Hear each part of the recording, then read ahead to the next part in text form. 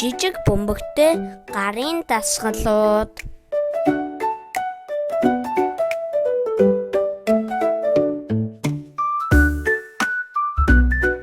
Теннисний бөмбөгийг хоёр гартаа барин атгаж тэнэлгэн.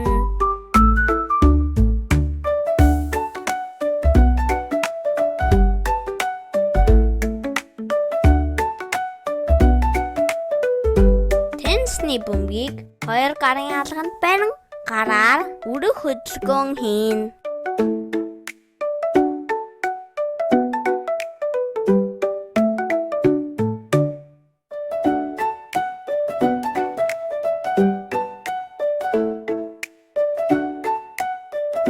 Теннисний бөмбөгийг хоёр гарын алганд барин гараар өрөх хөдөлгөөн хийхдээ бөмбөгийг хурууны үзүүр хүртэл явуулна.